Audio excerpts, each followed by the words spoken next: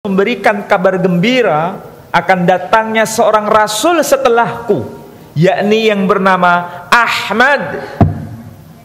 Yang bicara seperti ini adalah Nabi Isa alaihissalam. Cuma masalahnya kalau sudah diterjemahkan, nama asli itu hilang. Apakah teks aslinya masih ada mengenai nama itu? Ada sampai sekarang, cuma diterjemahkan jadi nggak muncul. Itu terkandung di dalam kitab Syir Hasyirin pasal 5 ayat 16. Dikatakan hikomam takim wa khullu Muhammadin zedodi wa zera'i benot Yerusalem. Hikomam takim artinya lisannya begitu indah, apa yang keluar dari lisannya begitu indah. Wa khullu, dan keseluruhannya. Siapakah dia? Muhammadim. Siapakah itu Muhammadim? Saya nggak terjemahkan ya. Muhammadim. Siapakah itu Muhammadim? Zedodi, inilah kekasihku. Wazera'i, inilah pemimpinku. Benot Yerusalem, saksikan wahai putri-putri Yerusalem. Siapa yang berkata begini? Malach Salomo. Malach Salomo. Siapa itu Salomo? Dalam Quran disebut Sulaiman. Dalam bahasa Ibrani disebut Salomo. Salomo. Dari kata Salomo itu akar katanya dari kata Salom. Salom itu sama dengan salam. Coba bayangkan ya. Nabinya bernama Shlomo, Sulaiman. Akar katanya dari kata Shalom. Dalam bahasa Arab salam artinya damai. Berarti Nabi Sulaiman itu pembawa damai. Makanya dia disebut Raja Damai.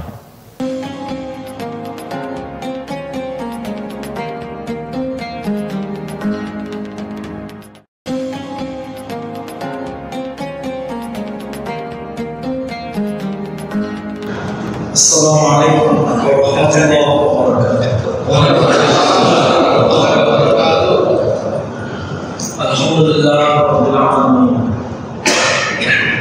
Alhamdulillahilladzi arsala rasulahu bil huda wa dinil haqq liyudhhirahu 'ala ad-din kullih wa kafaa billahi shahida. Asyhadu an la ilaha illallah wahdahu la syarika lahu wa asyhadu anna Muhammadan 'abduhu wa rasuluhu la nabiyya ba'dahu. قال الله تبارك وتعالى في القرآن العزيز أعوذ بالله من الشيطان الرجيم بسم الله الرحمن الرحيم ربنا وابعث فيهم رسولا منهم يتلو عليهم آياتك ويعلمهم الكتاب والحكمة ويزكيهم إنك أنت العزيز الحكيم. الآية صدق الله العظيم. Saudara-saudara, Bapak Ibu sekalian yang saya hormati, alhamdulillah pada petang ini kita bisa bersama-sama untuk menghadiri majelis yang mulia ini dalam rangka untuk talabul ilm. Mudah-mudahan kebersamaan kita semua mendapat rahmah dari Allah Subhanahu wa taala. Yang di belakang bisa maju tidak apa-apa, daripada terlalu di belakang, maju aja. Oke. Bapak Ibu sekalian dan saudara-saudara, adik saya yang saya cintai, tadi saya bacakan ayat yang termaktub dalam surah Al-Baqarah, surah yang kedua, ayat yang ke-129. Surah Al-Baqarah ayat 129 itu merupakan ayat kunci bagaimana kita memahami dua kalimat syahadat, khususnya syahadat yang kedua. Karena kalau bicara mengenai syahadatain, ada dua pilar utama. Yang pertama, syahadah tauhid. Bagaimana Allah Subhanahu wa ta'ala itu kita pandang sebagai satu-satunya ilah, satu-satunya Rabb yang menciptakan segala sesuatu dan tanpa ada sekutu baginya. Itu saya kira sudah kita mafhum. Yang kedua, yakni yang disebut sebagai kesaksian kita atas nubuwah Nabi terakhir, Nabi kita Muhammad sallallahu alaihi wasallam. Dan kalau kita cermati pada ayat 129 ayat yang tadi saya baca, itu sebenarnya merupakan ungkapan doa pengharapan dari orang yang sering kita sebut namanya setiap hari. Doa pengharapan, permohonan, permintaan dari seseorang yang namanya kita sebut setiap hari dalam sholat kita. Dan baru saja kita diingatkan untuk menyebut nama manusia agung itu. Ketika kita bertahiyat, kita selalu membaca sholawat Ibrahimiyah. Itulah sebabnya nama sholawatnya disebut sholawat Ibrahimiyah, karena di dalamnya menyebut nama sang tokoh Ibrahim. Dan kita harus paham bahwa sang tokoh ini sebenarnya bukan hanya eksklusif milik kaum muslimin, tapi milik bersama. Kita diingatkan dalam setiap ayat-ayat Al-Quran selalu menyebut nama tokoh ini. Misalnya kita baca dalam surah Al-Baqarah ayat 127 disebutkan wa idh yarfa'u Ibrahimul qawa'ida minal baiti wa Ismail ila akhirih ayat. Disebutkan nama Ibrahim. Kita selalu mendengar nama itu, melafalkan nama yang sangat dikenal Ibrahim, tapi jangan lupa kita juga dibenarkan menyebut nama beliau sesuai dengan qiraah sab'ah yang diajarkan dalam ulumul Quran. Namanya tidak disebut Ibrahim, tapi juga disebut Ibrahim. Jadi boleh kita baca wa idh yarfa'u Ibrahimul qawa'ida minal baiti wa Ismail. Tapi nampaknya kita jarang mendengar ada di antara kita nama Ibrahim. Yang sering kita dengar adalah nama Ibrahim. Tapi dua-duanya itu dibenarkan. Dalam bacaan sholat kita boleh membaca Ibrahim, boleh membaca Ibrahim. Ini baru bicara dari segi pengucapan. Sama-sama bahasa Arab. Sama-sama diajarkan di dalam qiraah sab'ah. Dan kalau kita mengenal nama Ibrahim, kemudian mengenal nama Ibrahim, berarti ini nyambung dengan risalah nabi-nabi sebelumnya. Karena beliau dikenal dengan nama Abraham. Jadi kalau Abraham itu adalah nama bahasa Ibrani, sementara kalau dalam bahasa kita menyebutnya Ibrahim dan Ibrahim. Kalau kita selalu mendengar nama beliau ada penyebutan Ibrahim alaihissalam atau Ibrahim alaihissalam, sementara orang-orang sebelum kita menyebutnya Abraham alaihissalam. Jadi alaihissalam bahasa Arabnya, bahasa Ibraninya alaihissalam. Makanya kalau kita menyebut assalamualaikum, di Israel sana menyebutnya shalom aleichem. Itu baru satu nama, ya, baru satu nama antara Ibrahim, Abraham. Figurnya sama, orangnya sama, tapi karena zaman risalahnya berbeda, maka bahasa yang berlaku juga berbeda, tapi maksudnya sama. Sehingga tidak salah, jejak itu masih dapat kita lacak sampai hari ini. Cuma susunannya terbalik.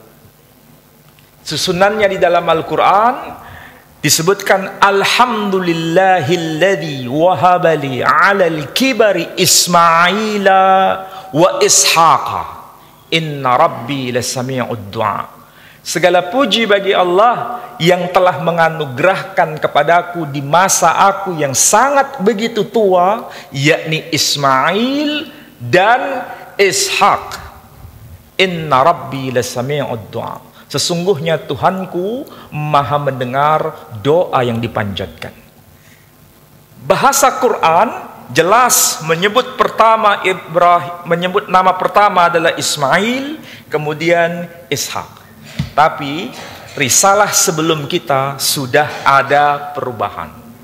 Perubahan bukan soal nama, perubahan dalam soal letak penyebutan nama. Mana buktinya? Kita bisa baca dalam bahasa mereka sampai hari ini disebutkan nama putranya sama, tapi penyebutannya dibolak-balik. Contoh disebutkan Bnei Abraham, Yitzhak wa Ismail. Jadi yang disebut anak-anak Ibrahim, Bnei Abraham, Yitzhak wa Ismail, maksudnya anak-anak Ibrahim itu adalah Ishak dan Ismail. Sementara Quran menjelaskan hal yang sama, tapi susunannya dikoreksi. Bukan Ishak dan Ismail, tapi Ismail dan Ishak. Inilah fungsi Al-Quran untuk meluruskan apa yang sudah berubah, diluruskan ulang, meskipun inti pesannya sama. Jadi itulah sebabnya mereka disebut ahlul kitab. Artinya mereka pernah menerima Alkitab, tapi Quran mengatakan yuharrifunal kalimah am mawadhi'ihi. Mereka telah mengubah, dan faktanya betul. Sampai hari ini kita tahu bahwa Al-Quran menyebutkan Ismail dan Ishak, sementara sebelumnya disebutkan Yitzhak wa Ismail. Jadi biasa ini Ishak bahasa Arabnya, Yitzhak bahasa Ibraninya, Ibrahim bahasa Arabnya, Abraham bahasa Ibraninya, Israel bahasa Arabnya, bahasa Ibraninya Yisrael, Ismail bahasa Arabnya, bahasa Ibraninya Yishmael. Musa dalam bahasa Quran mereka menyebutnya bukan Musa, tapi Moshe. Jadi Moshe alaihi salam. Sementara kalau kita baca Quran juga boleh dibaca hal ataka haditsu Musa. Boleh. Boleh juga dibaca hal ataka haditsu Musa. Jadi di sini kita bisa belajar, sekalipun Quran membenarkan membaca dengan nama Musa, boleh juga dibaca dengan nama Musa. Sementara bahasa Ibraninya Moshe. Jadi ini sebetulnya jejak digital, ya. Kalau bahasa anak sekarang, jejak forensik melalui teks-teks terdahulu mengkonfirmasi bahwa Islam yang dibawa oleh Nabi kita Muhammad sallallahu alaihi wasallam itu menyempurnakan risalah sebelumnya. Apa yang bengkok diluruskan, apa yang benar dibenarkan. Itulah fungsi dari Al-Quran. Nah, ini yang harus kita pahami, bahwa Islam itu bukan agama yang tiba-tiba muncul, tapi merupakan mata rantai dari risalah sebelumnya. Karena semua nabi itu Islam. Hanya syariatnya yang berbeda. Kitab sucinya namanya berbeda. Bisa disebut Taurat, bisa disebut Zabur, bisa disebut Injil, dan yang terakhir adalah Al-Quranul Karim. Itulah mata rantai risalah-risalah yang telah Allah berikan kepada kita. Coba bayangkan, Islam seperti ini, itu awalnya merujuk pada tokoh yang satu, yang disebut Ibrahim, dan itu dikisahkan dalam Quran juga. Apa yang diucapkan, yang diminta oleh Ibrahim? Rabbana wab'ats fihim rasulan minhum. Wahai ya Rabb, utuslah di antara mereka seorang rasul dari kalangan mereka sendiri. Rasul. Coba perhatikan itu ayat Quran. Kita sering baca Quran, sering mentadabbur Al-Quran, tapi seringkali kita tidak teliti. Maksudnya apa? Kenapa Ibrahim alaihissalam menggunakan kata kunci Rasulah? Kenapa tidak menggunakan kata kunci Nabi? Ini penting. Yang kedua, itu merujuk pada satu orang, satu tokoh, satu pribadi yang dimaksud. Bukan banyak Rasul. Seakan-akan kita diberikan informasi bahwa Ibrahim itu sebenarnya paham siapa yang dimaksud Rasulah pada ucapan ayat 129 itu.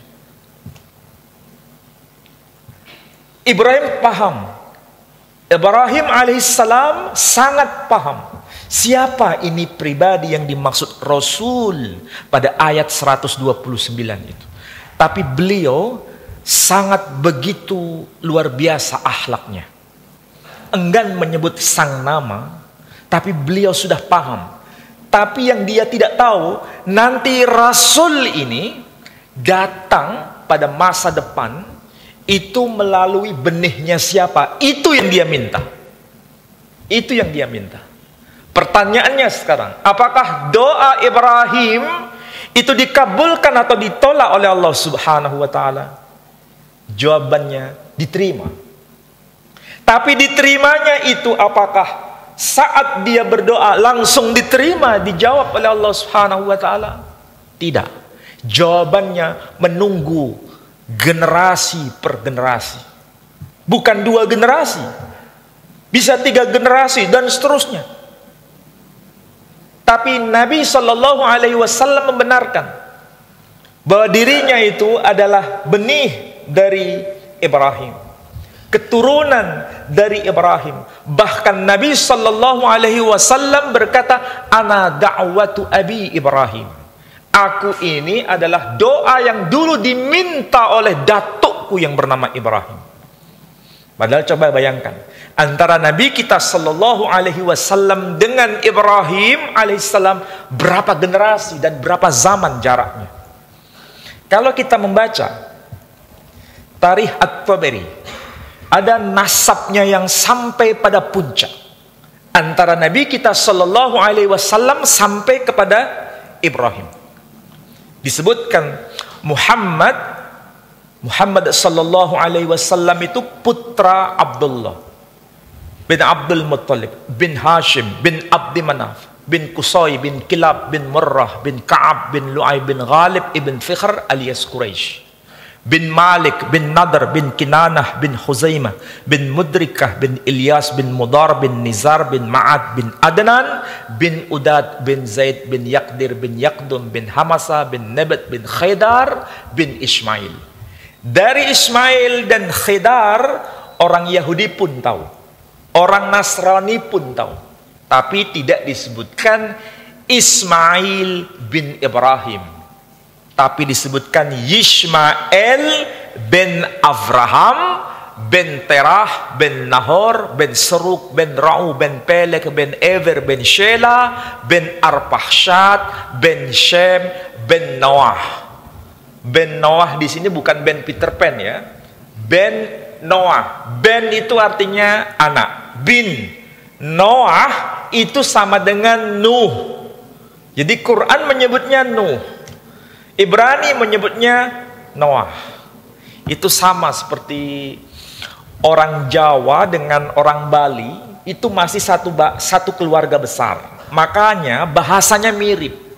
Orang Jawa menyebut ceker, orang Bali menyebut cokor. Itu bukti bahwa orang Bali dengan orang Jawa itu satu induk, satu generasi.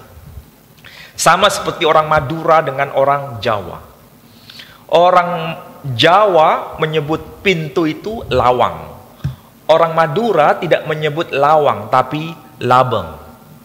Sama antara orang Melayu dengan orang Minang. Itu satu keluarga. Orang Minang dan orang Melayu kalau menyebut kucing, Melayu kucing. Orang Minang tidak menyebut kucing tapi kuciang. Itu menandakan mereka satu generasi, satu saudara. Begitu juga cara mempelajari Al-Quran. Bahasa-bahasa yang muncul itu ada kemiripan karena ada kedekatan risalah, bahasanya mirip. Bahkan yang lebih menarik lagi, dalam Quran disebut nama malaikat Jibril, boleh juga dibaca Jabrail dalam Quran. Boleh kita baca Jibril, boleh kita baca Jabrail. Kalau kita baca Jabrail, dekat dengan kata Gabriel. Jadi maksudnya sama, malaikatnya sama. Menyebut nama Mikail dalam Quran, dalam bahasa Ibrani disebut bukan Mikail, tapi Mikhael. Dalam hadis atau dalam kitab-kitab lain, saya kira semua pasti pernah membaca itu. Dan yang lebih unik kalau kita baca dalam Al-Quran, ada malaikat-malaikat yang datang dalam wujud manusia, menyerupakan diri sebagai manusia yang datang kepada Ibrahim. Disebutkan 3 malaikat utama: Jibril, Mikail, Israfil. Dan orang-orang Yahudi menyebutnya malaikat itu yang datang dalam rupa manusia disebut Slosa Enosim. Slosa itu artinya 3. Enosim itu kalau bahasa Arabnya sama dengan Anas. Jadi 3 orang manusia, tapi itu sebetulnya malaikat. Siapa yang datang itu? Tidak disebut Jibril, tidak disebut Mikail, tidak disebut Israfil, tapi disebutnya Gabriel, Mikhael, Rafael. Berarti yang dimaksud itu sama, tidak berbeda. Inilah yang saya maksud, risalah Islam itu membenarkan apa yang benar, meluruskan apa yang bengkok. Jadi kalau benar, dikatakan benar, meskipun cara pelafalan berbeda. Kembali pada pembahasan ayat 129. Permintaan Ibrahim itu menunggu sekian generasi, tapi diijabah oleh Allah Subhanahu wa ta'ala. Kesabarannya tingkat tinggi. Sama seperti kita, kesabarannya tidak sangat tinggi. Kita kalau berdoa minta sekarang, kebiasaan kita dikabulkan sekarang. Tapi Ibrahim tidak. Dia minta sekarang, dia bersabar atas keputusan Allah Subhanahu wa ta'ala, meskipun harus menanti sekian generasi, dan nanti itu adalah hadiah terbesar yang Allah anugerahkan kepada Ibrahim alaihissalam. Dan luar biasa, bukan sekedar nabi, bukan sekedar rasul, tapi juga sebagai ulul azmi, bahkan menjadi pembesar seluruh nabi dan rasul. Bahkan diikat dalam perjanjian. Dalam surah Ali Imran, dalam surah Ali Imran surah ketiga ayat 81, Allah mengabadikan bagaimana semua nabi itu diikat dalam satu perjanjian oleh Allah Subhanahu wa ta'ala mengenai sang rasul yang akan datang itu. Ayatnya sangat panjang, tapi yang bagian awal itu menarik untuk dipahami. Wa idh akhadallahu mitsaqan nabiyyin. Dan ingatlah tatkala Allah mengambil sumpah perjanjian yang amat agung bersama seluruh nabi-nabi. Jadi semua nabi diikat dalam perjanjian mengenai datangnya sang rasul. Seandainya sang rasul itu tidak datang, mereka tidak diikat dalam perjanjian itu. Luar biasa sebenarnya kalau kita mau memahami ayat Al-Quran itu, betapa mulia dan agungnya Rasul terakhir Nabi kita Muhammad sallallahu alaihi wasallam. Bahkan kalau Ibrahim tadi tidak menyebut namanya, hanya menyebutkan Rabbana wa ba'ath fihim rasulan minhum. Rasulah dengan satu gelar tanpa menyebut nama. Dan Allah Subhanahu wa ta'ala kalau menyebut nabi-nabinya, luar biasa, kita diinformasikan dalam Quran. Allah berkata, ya Adam uskun anta wa zawjukal jannah. Wahai Adam, tinggallah engkau di surga bersama pasanganmu. Kepada Nabi Nuh, ulul azmi, Allah subhanahu wa ta'ala berkata dengan menyebut namanya langsung. Ya Nuh, innahu laysa min ahlik. Wahai Nuh, dia bukan termasuk dari keluargamu yang diselamatkan. Kepada Ibrahim alaihissalam Allah juga sama menyebut dengan nama. Ya Ibrahim, qad sadaqtar ru'ya. Kepada Nabi Isa sama. Kepada Nabi Musa sama. Ya Isa, inni mutawaffika wa rafi'uka ilayya. Menyebut nama langsung. Kepada Yahya juga sama. Yahya, ya Yahya, khudil kitaba biquwwah. Tapi pertanyaannya, adakah di dalam Al-Quranul Karim satu ayat saja yang menyebutkan ya Muhammad? Tidak ada. Satu pun ayat tidak ada. Allah hanya berkata, ya ayyuhar rasul balligh ma unzila ilaika min rabbik. Wahai sang rasul, tidak menyebut nama langsung. Betapa tinggi teladan yang Allah sampaikan kepada kita. Dia yang menciptakan segala sesuatu, dia yang telah menciptakan makhluknya, siapapun dia. Tapi Allah subhanahu wa ta'ala memperlakukan hamba pilihannya dengan cara yang luar biasa. Cukup hanya menyebut ya ayyuhar rasul. Sementara kepada yang lain, ya Adam, ya Nuh, ya Ibrahim, ya Yahya, ya Isa, ya Musa, ya Zakaria. Sementara kepada khataman nabiyyin Muhammad sallallahu alaihi wasallam Allah hanya berkata ya ayyuhar rasul atau ya ayyuhan nabi. Betapa agung posisi Nabi kita sallallahu alaihi wasallam. Maka tidak salah bila kita pasti mendengar apa yang dulu disampaikan Nabi Musa alaihissalam. Musa alaihissalam bukan sekedar nabi, rasul teragung di antara Bani Israel, bahkan menduduki posisi sebagai ulul azmi. Tapi dia minta, dia memohon kepada Tuhannya untuk bisa menjadi bagian dari ummah Nabi Muhammad sallallahu alaihi wasallam. Tapi Allah tidak mengabulkan. Allah tidak mengabulkan.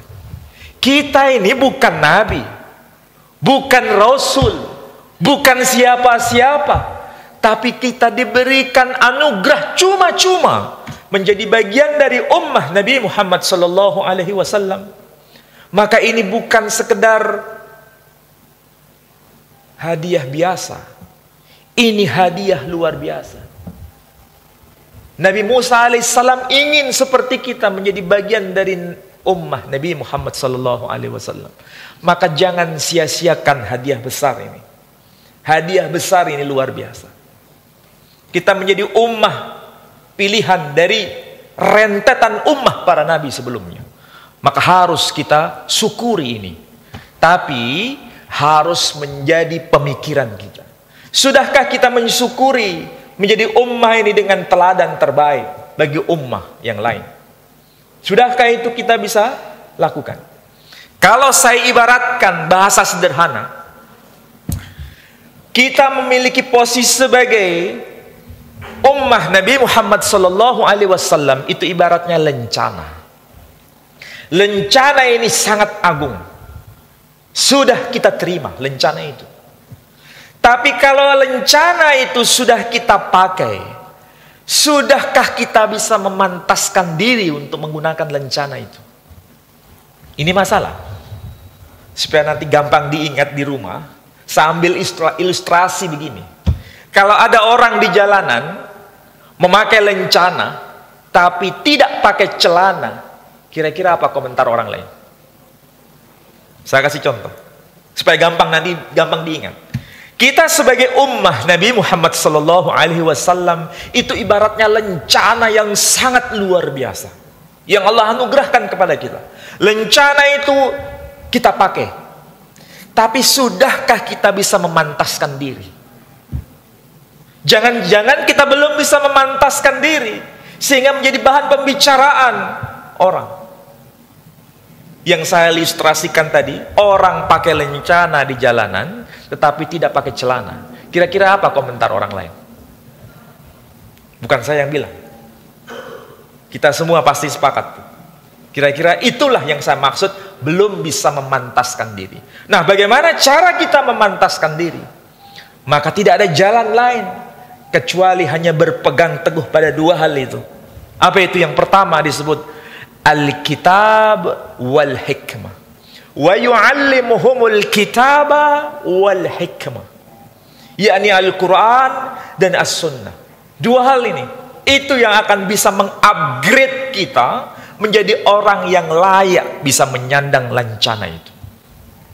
Maka tidak ada jalan lain. Islam ini agama peradaban. Islam ini bukan agama ritual semata-mata. Cuma masalahnya kita semua, anak-anak muda kita sekarang itu terjebak pada pemahaman Islam sebagai agama ritual, titik. Padahal itu belum titik, itu baru koma. Islam itu agama peradaban. Peradaban ini dibangun oleh ulama-ulama kita terdahulu.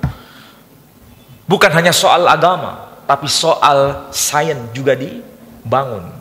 Maka kita punya kewajiban untuk meneruskan cita-cita mereka. Dan anak-anak muda itu menjadi taruhan kita, menjadi harapan kita, menjadi orang yang kita banggakan di masa depan. Maka saya minta tolong kepada generasi muda, ini anak-anak muda sebagian besar di belakang. Harus kita pahami benar bahwa Islam itu bukan semata-mata agama ritual. Ya, bukan semata-mata agama ritual. Kalau sekedar agama ritual, agama lain juga agama ritual. Agama ritual. Tapi tidak ada konsep mengenai peradaban. Tidak ada. Kita masalah ekonomi dalam Quran ada. Masalah sosial dalam Quran ada. Masalah sains dalam Quran ada. Masalah macam-macam ada dalam Quran. Masalahnya, sudahkah kita akrabi itu semua? Dan disitulah kewajiban kita, anak-anak muda. Ada di tangan anak-anak muda, Islam ini akan dilihat di masa depan. Maka kembali lagi, meskipun Ibrahim alaihissalam tidak bisa melihat langsung sosok sang Nabi sallallahu alaihi wasallam karena jarak yang begitu panjang, tapi beliau sangat bersuka cita ketika sang Nabi sallallahu alaihi wasallam diutus di muka bumi, bahkan memproklamirkan diri berkata, ana da'watu abi Ibrahim. Aku ini adalah doa yang dulu dipanjatkan oleh datukku Ibrahim. Betapa bangga Nabi Ibrahim alaihissalam dengan munculnya khataman nabiyyin. Maka tidak salah bila kita masih mengenang setiap hari dua nama itu digandengkan dalam solat kita. Allahumma salli ala Muhammad wa ali Muhammad kama sallaita ala Ibrahim ila akhirih. Itu merupakan kebanggaan luar biasa yang diterima oleh Ibrahim. Kita tidak mungkin bisa menjadi nabi, tidak mungkin bisa menjadi rasul, tapi dipastikan kita berjalan di jalan kenabian. Kita dipastikan berjalan sesuai dengan risalah yang Allah titipkan kepada kita melalui lisan nabinya sallallahu alaihi wasallam. Dengan Quran itu kita bisa bawa. Cuma masalahnya begini Bapak Ibu sekalian. Saya kadang-kadang itu dada saya ini tersentak. Saya itu kemana-mana selalu yang saya emban adalah ukhuwah Islamiyah. Yang saya emban itu. Kenapa? Saya tidak berpatokan dengan yang lain-lain, kecuali berpatokan pada Al-Quran. Al-Quran sejak awal, ketika Al-Quran diturunkan, sudah memberikan amanah untuk kita bisa menerima keragaman, bukan keseragaman. Ini harus kita pahami betul melalui Al-Quran itu sendiri. Kalau bicara mengenai hadis, banyak ikhtilaf. Pemahaman mengenai hadis banyak ikhtilaf. Apalagi pemahaman mengenai fikih, banyak lagi ikhtilaf. Umat bisa terpecah gara-gara itu. Tapi kalau kita kembali pada Al-Quran, kita akan dibawa pada kesadaran bahwa kita memang harus bisa memahami keberagaman, bukan keseragaman yang dipaksakan. Apa buktinya? Tadi sudah kasih contoh, ya, saya kasih contoh bahwa membaca Al-Quran itu bukan satu ragam. Membaca Al-Quran boleh beragam-ragam.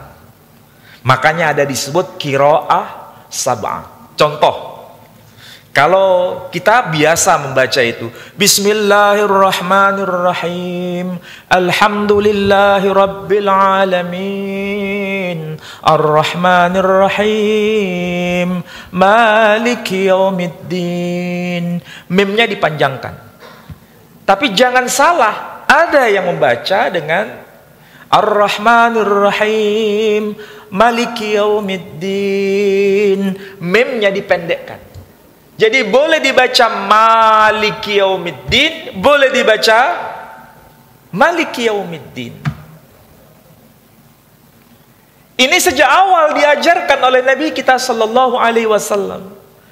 Kita tidak boleh memvonis ini yang benar bacaannya, yang satu salah. Nggak boleh. Kenapa? Sudah ada panduannya. Nah, masalahnya manusia sekarang maunya itu keberagaman atau keseragaman. Keseragaman. Padahal kalau ada panduannya, jangan dipaksakan yang beragam menjadi keseragaman. Disitulah nanti hidup ini arif, bijak, memahami perbedaan. Saya tidak tahu kenapa sekarang orang-orang lebih banyak membuat pagar tampil berbeda yang tidak sama dengannya dianggap keliru. Nah, ini masalah. Mudah-mudahan di sini tidak. Mudah-mudahan di sini tidak. Dan di Surabaya juga hampir sama dengan di Jakarta. Ada yang berupaya untuk membuat ini yang paling benar, yang lain semua salah. Padahal Quran memberikan panduan. Satu contoh tadi sudah saya berikan. Mau dibaca hal ataka haditsu Musa, mau dibaca hal ataka haditsu Musa, boleh. Kenapa harus diseragamkan?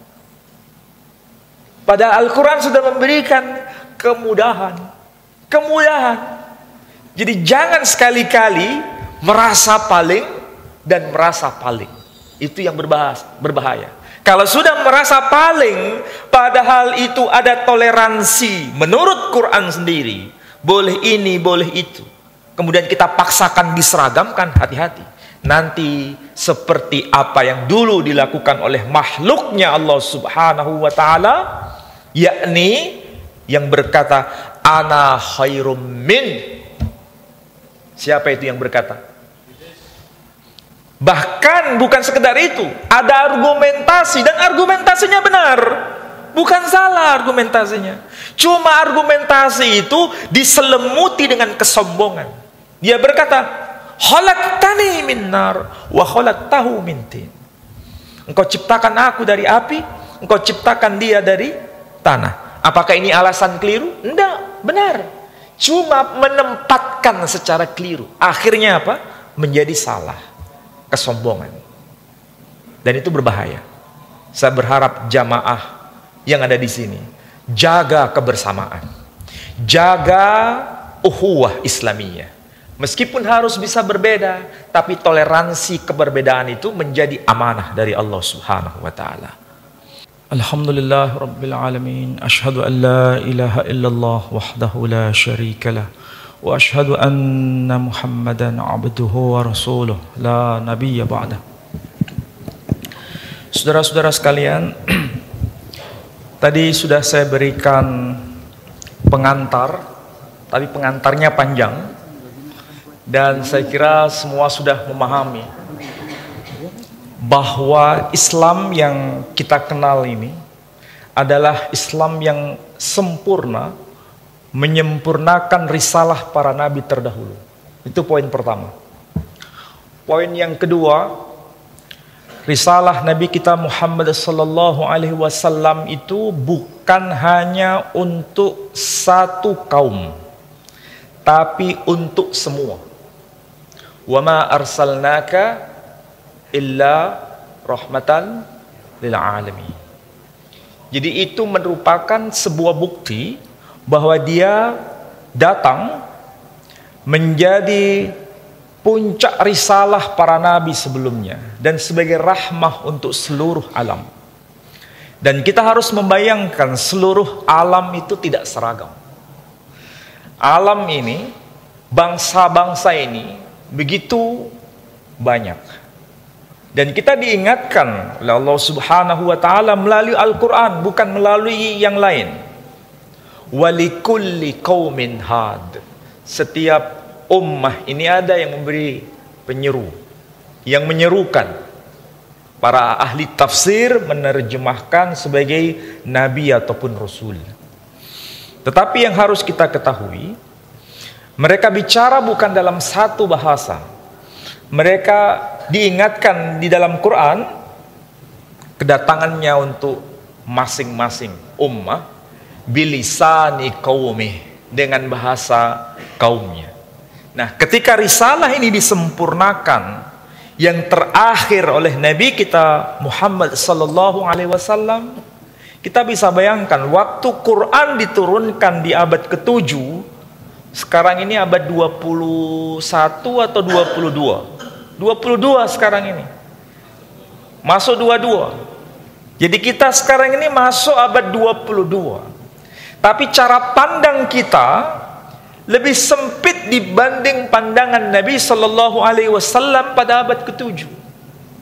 Pada abad ke-7 Nabi memberikan semacam wejangan, ajaran bahwa Quran boleh dibaca dalam 7 macam bacaan. Itu salah satu warning bahwa jangan sampai umat ini ada perbedaan tapi saling menyalahkan, tapi ada perbedaan saling bisa toleransi. Tapi ada figuranya. Figuranya adalah syariat Islam itu sendiri. Ya, itu harus menjadi cara pandang kita memahami agama ini. Jangan sampai kita kembali ke masa yang lebih lalu, tapi pemikiran kita tidak secerdas zaman Nabi Shallallahu Alaihi Wasallam. Bayangkan bangsa Arab waktu itu bukan satu suku, bersuku-suku. Maka cara membacanya pun tidak bisa diseragamkan. Tapi ada panduan dari Nabi Shallallahu Alaihi Wasallam, dan sampai sekarang masih dapat kita praktekkan. Cuma sekali lagi, kita menjadi ummah Nabi Shallallahu Alaihi Wasallam, sudah layakkah kita ini menyandang lencana itu? Jangan sampai kita belum pantas menggunakan lencana itu, tapi kita sudah merasa paling pantas menggunakan lencana itu. Ini yang paling penting. Dan Nabi Shallallahu Alaihi Wasallam menjamin kita sebenarnya untuk beragama ini dalam jalan yang benar. Tidak mungkin ummah ini bersepakat dalam kesalahan. Ummah ini bersepakat dalam satu kebenaran. Coba bayangkan, Al-Quran yang begitu luar biasa. Kita biasanya itu melihat Al-Quranul Karim, yang kita lihat itu 30 juznya, satu bendel begini. Padahal Al-Quran yang 30 juz itu masih ada 6 yang lain. 6 ditambah ini 7. Itu yang dihafal oleh para ulama kita. Coba bayangkan, begitu luar biasanya Islam. Tapi yang kita tahu rata-rata hanya satu ini. Belum lagi qiraah Warsh. Bagaimana bacaan qiraah Warsh? Dan kalau kita paham itu semua, insya Allah kita ini akan menjadi orang yang bijak dalam beragama. Dan saya titip pesan, karena saya jauh dari sini, saya dari Surabaya ke sini, lumayan jauh. Tapi insya Allah antara orang Surabaya dengan Jakarta tidak jauh beda karakternya. Ada keberagaman, makanya disebut metropolitan. Namanya saja metro. Metro itu artinya ibu. Berarti itu menjadi rujukan dari semuanya. Semua ada, keanekaragaman itu ada. Bukan hanya soal tutur bahasa, tradisinya. Nah, itulah sebabnya kalau Quran berada di tengah-tengah kita, ini akan menjadi panduan kita untuk melihat sosok sang Rasul Sallallahu Alaihi Wasallam menjadi rahmah bagi semuanya.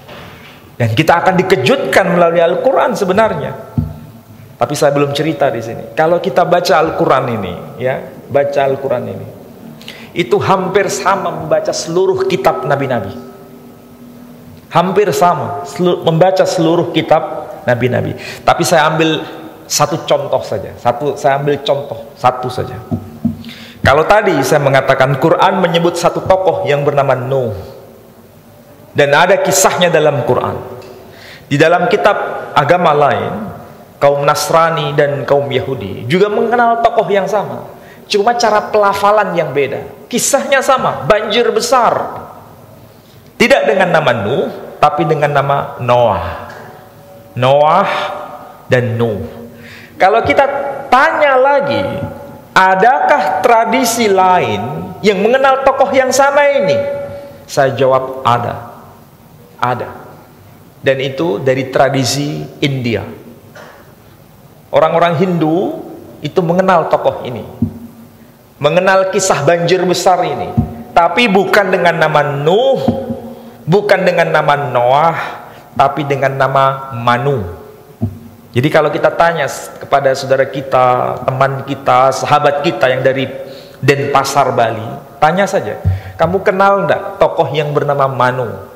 Kita sebut nama Manu saja, mereka langsung bisa paham bahwa itu adalah orang pilihan Tuhan yang dilantik Tuhan untuk membuat bahtera besar. Barang siapa yang naik ke bahtera besar itu, mereka selamat. Tapi mereka yang tidak mau masuk ke bahtera besar itu tenggelam di lautan samudra yang luas. Kisahnya sama. Dan itu berarti Quran dikonfirmasi kebenarannya melalui kitab-kitab terdahulu. Dan dari kata Manu itu, ya, dari kata Manu itu, saudara-saudara yang masih muda pasti tahu bahasa Inggris. Manu itu bahasa Sanskerta. Bahasa Inggris itu satu rumpun dengan bahasa Sanskerta. Ternyata dalam bahasa Sanskerta muncul kata Manu. Dalam bahasa Inggris muncul kata man. Apa itu man? Manusia. Baru ngeh sekarang. Man, M-A-N, man, human. Manu, arti harfiahnya manusia. Dan itu manusia yang kedua. Setelah manusia pertama, kemudian peristiwa banjir besar, baru inilah manusia tipe kedua. Dan kita ini keturunan, nasabnya nyambung dengan orang-orang yang dulu masuk ke dalam bahtera Nuh. Orang-orang pilihan sebenarnya. Potensi kebaikan, kesalehan itu ada dalam diri kita. Makanya setelah peristiwa banjir besar itu, Allah tidak pernah mengazab lagi seperti zaman Nabi Nuh. Berarti kita paham siapa kita ini. Dari tipe manusia yang generasi kedua setelah peristiwa banjir besar. Maka bersyukurlah kita ini menjadi salah satu keturunan di antara hamba-hamba yang soleh dulu, naik ke dalam bahtera Nabi Nuh. Cuma masalahnya, sudahkah kita ini menengok masa lalu kita, merenungkan masa lalu kita? Mungkin kita sekarang berbuat salah, merasa paling benar. Tolong lihat nenek moyang kita dulu yang masuk ke dalam bahtera Nabi Nuh bersama Nabi Nuh alaihissalam, supaya kita bisa arif dan bijak. Jadi sekali lagi, dengan membaca Al-Quran ini sudah cukup memberikan pelajaran bagi kita untuk tidak merasa paling benar sendiri. Benar itu memang benar, tidak bisa ditoleransi dengan kesalahan. Tapi kalau itu sesama kaum muslimin, dahulukan ukhuwah dibanding yang lain. Itu penting. Ya, mudah-mudahan itu membuka kesadaran kita. Tidak ada jarak di antara kita. Tidak ada sesuatu yang bisa dikatakan saling mencurigai. Semua berjalan di jalan Shiratal Mustaqim ini. Namanya saja Shiratal Mustaqim. Itu bukan jalan yang sempit, itu jalan yang lebar, jalan yang luas.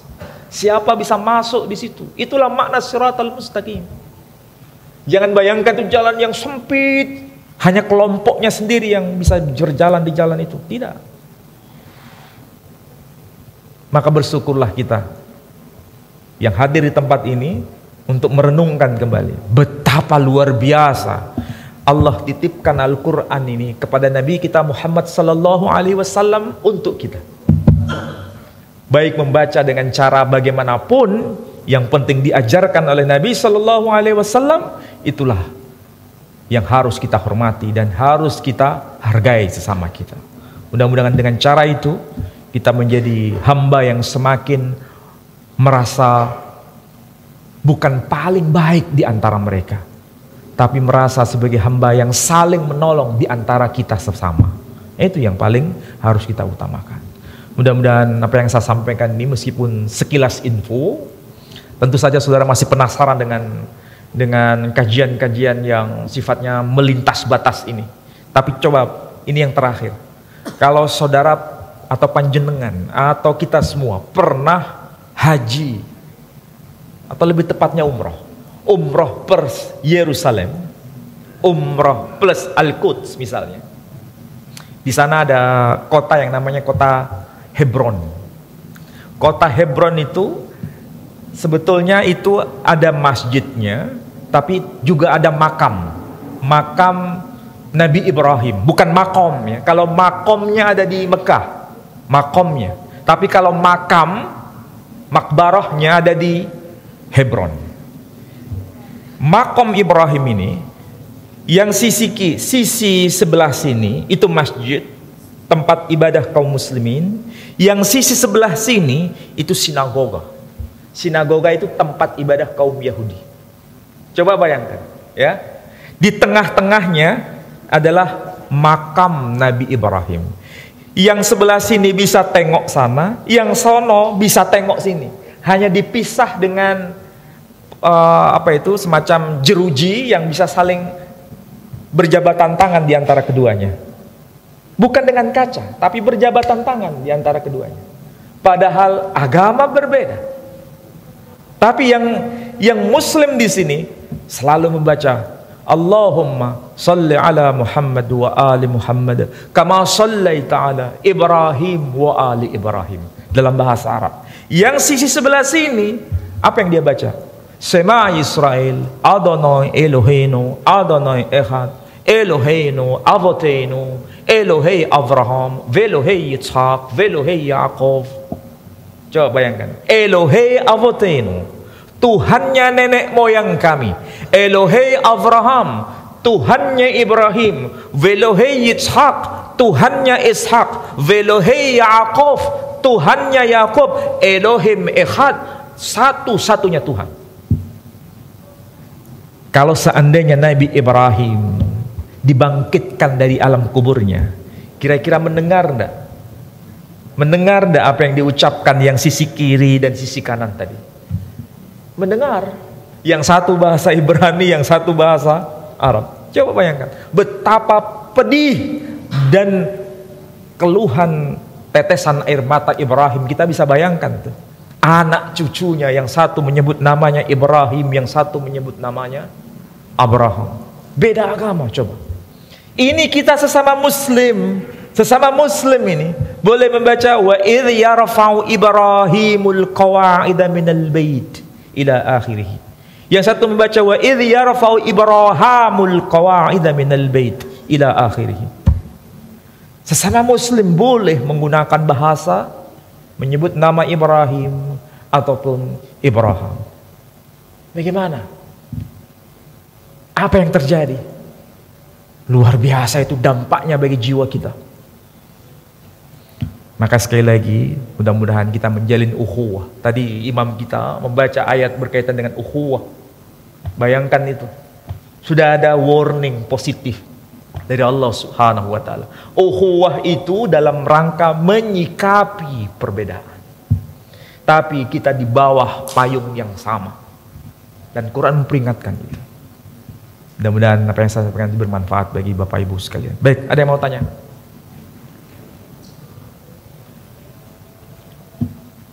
Assalamualaikum warahmatullahi wabarakatuh. Ustadz, kalau dalam Al-Quran disebut fawailul ladzina katabat aydihim summa yaqulun hadza min indillah. Nah, kemudian ada juga menyebut nama Nabi min ba'di ismuhu Ahmad. Dalam kitab-kitab terdahulu, apakah memang nama Nabi Muhammad itu memang disebutkan, sehingga yang sekarang-sekarang ini meragukan, yang umat dari Nasara maupun Yahudi mengatakan tidak ada namanya. Nah, bagaimana itu? Apa memang ada penyebutan itu? Terima kasih, Ustaz. Ya, itu pertanyaan bagus. Jadi begini, Allah Subhanahu wa Ta'ala mengajarkan kepada kita itu dengan dua cara, ya. Satu melalui petunjuk Al-Qur'anul Karim, wahyu dari Allah Subhanahu wa Ta'ala. Kedua melalui barang bukti di luar Quran. Barang bukti itu tidak akan hilang.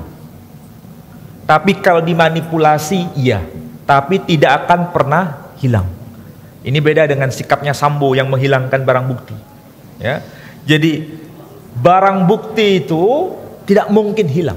Saya salah satunya di antara beberapa orang yang punya pemahaman begini. Tidak mungkin barang bukti itu hilang. Hanya saja kita kurang terampil untuk membaca bukti itu, ya. Nah, berkaitan dengan pertanyaan tadi, kalau dikatakan dalam Al-Quran bahwa ada seorang Rasul yang namanya disebut oleh Nabi Isa alaihissalam dalam surah As-Saff, itu surah 61 ayat 6, wa mubasysyiran bi rasuli ya'ti min ba'di ismuhu Ahmad, dan sekaligus memberikan kabar gembira akan datangnya seorang rasul setelahku, yakni yang bernama Ahmad. Yang bicara seperti ini adalah Nabi Isa alaihissalam. Nabi Isa itu abad pertama lahirnya, makanya disebut tahun miladiyah, tahun Masehi, ya.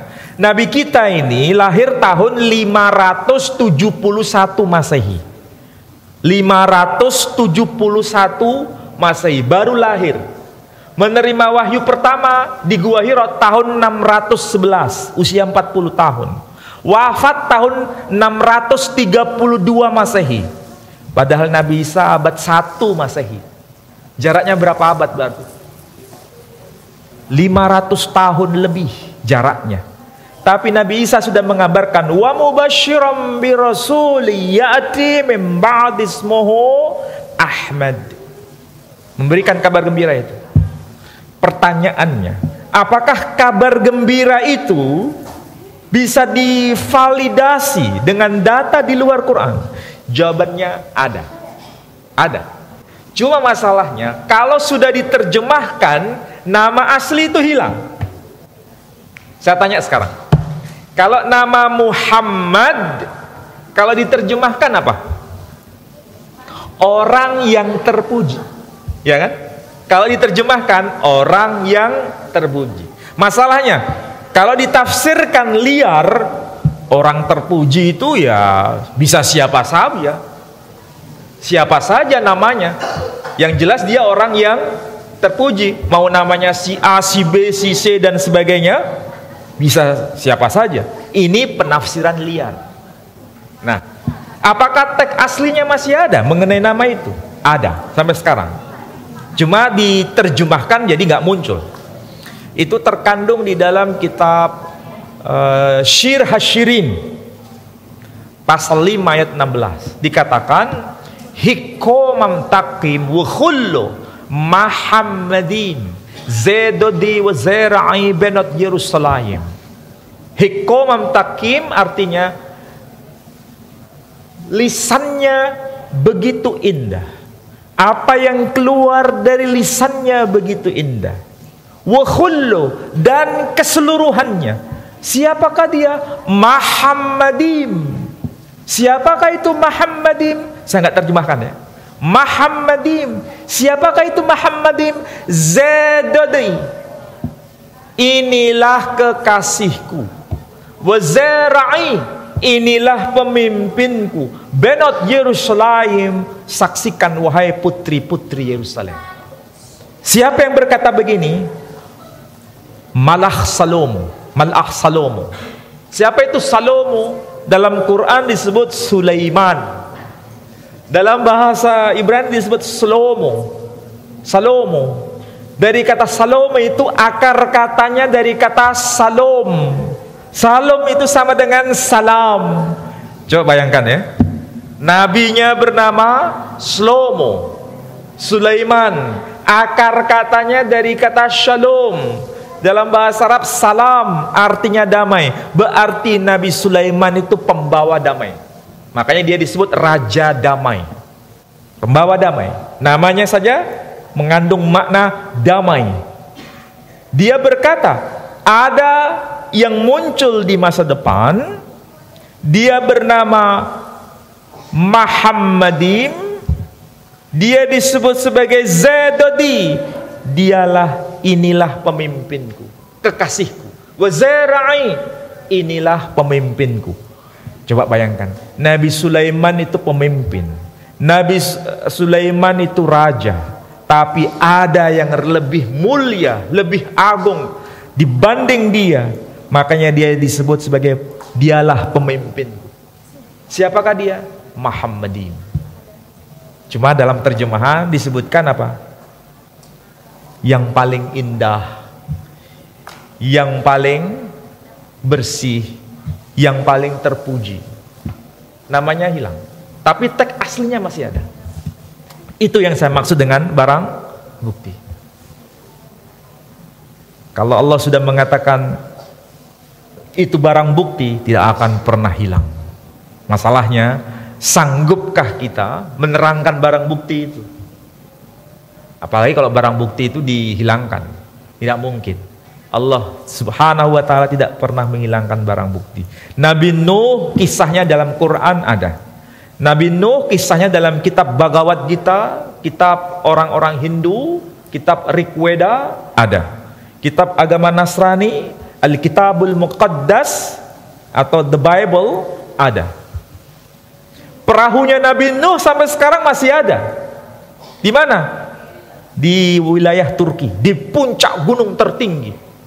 Dan itu diselimuti dengan es. Bayangkan, kalau kita mau mengawetkan makanan disimpan di mana? Di freezer. Freezer itu es atau bukan? Iya, sudah diajar Allah subhanahu wa ta'ala meletakkan perahu besar Nabi Nuh di puncak gunung Jud, dan itu diselimuti es.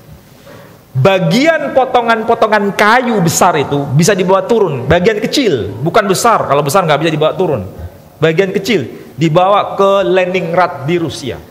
Dan itu ternyata diteliti memang perahu sezaman dengan Nabi Nuh. Sampai sekarang barang bukti itu ada. Masih kurang apa lagi barang bukti itu? Tapi manusia yang katanya manusia, barang bukti masih ada, dihilangkan. Barang bukti yang masih ada, ditolak. Betul enggak sekarang? Ya. Sekarang tergantung kita. Kita tipe manusia mana?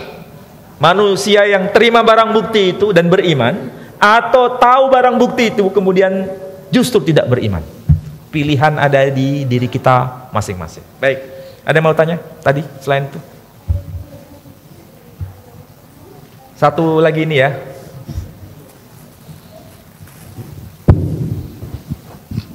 Bismillahirrahmanirrahim. Assalamualaikum warahmatullahi wabarakatuh. Waalaikumsalam. Yang saya tertarik Pak Ustadz, pada saat Nabi Adam melanggar di surga ya, terus dilempar ke bumi, diturunkan di muka bumi ini, kalau nggak salah 850 tahun apa 950 tahun menunduk terus ini, malu menghadap mukanya ke atas tuh sama Allah. Dan sejak itu doanya tidak pernah diterima sama Allah. Pada saat Nabi Adam menyebut namanya Muhammad, makanya Allah ada dialog langsung dengan Allah karena menyebut Muhammad. Ya Ibrahim dari ya Nabi Adam, dari mana kamu tahu ada Muhammad? Nah, akhirnya Nabi Adam menyampaikan bahwa di setiap di pintu-pintu surga itu ada tulisan asyhadu an la ilaha illallah wa asyhadu anna muhammadar rasulullah. Nah, pada saat itu doanya baru diterima oleh Allah. Mungkin bisa dijelaskan di satu. Yang kedua, dari tadi Pak Ustadz menyampaikan tentang ukhuwah Islamiyah. Bagaimana tanggapan Pak Ustadz kalau ada kelompok mengatakan lebih nyunah daripada kelompok lain? Syukran. Assalamualaikum warahmatullahi wabarakatuh. Ya, ini pertanyaan bagus. Pertanyaan bagus. Yang pertama mengenai Adam alaihissalam. Saya tidak tahu ya, kenapa ini barang bukti begitu luar biasa di depan kita. Barang bukti. Kalau kita baca Kitabul Asnam, tulisan dari Al-Kalbi, menyebutkan bahwa Nabi Adam itu turunnya di wilayah India. Al-Hind, disebutkan Al-Hind, wilayah India. Sedangkan Sayyidah siapa itu? Hawa diturunkan di wilayah Saudi sekarang. Ya. Kapan bertemunya, berapa lama itu? Coba bayangkan, penderitaan luar biasa itu.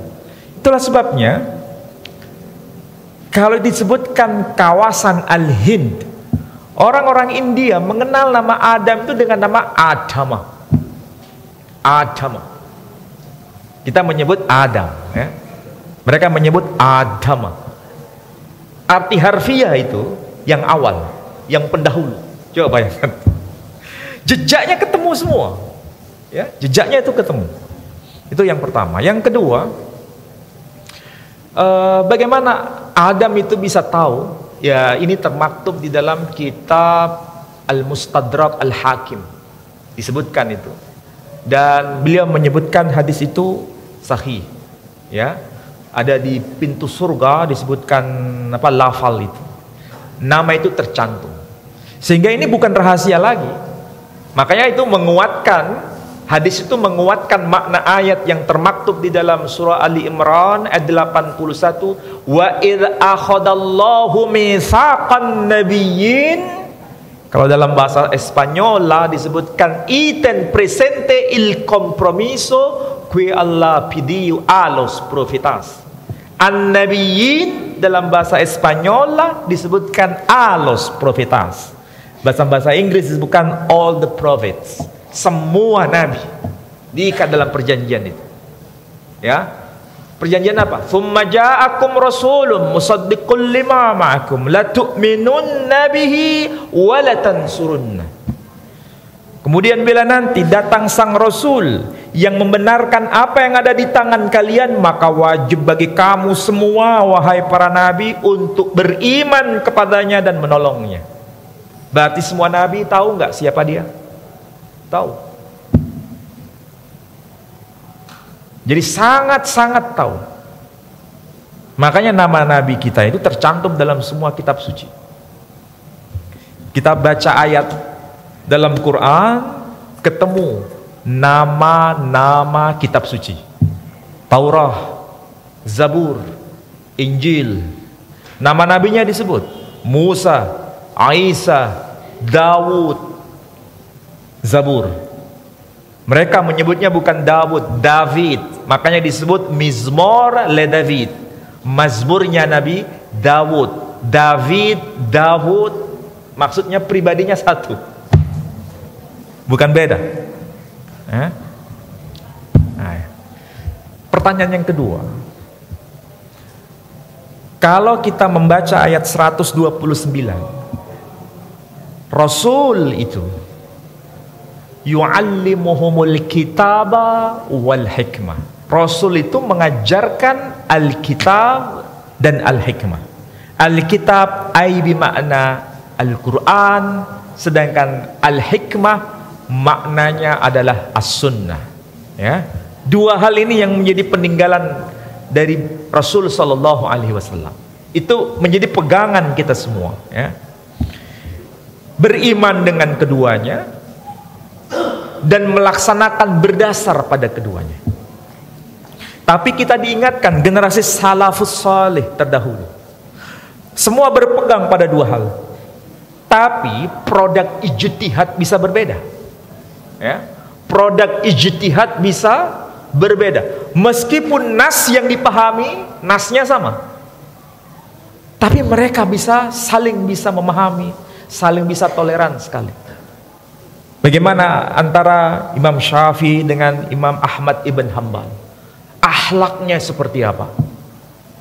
Sementara kita yang hidupnya jauh dari zaman mereka merasa paling apa tadi?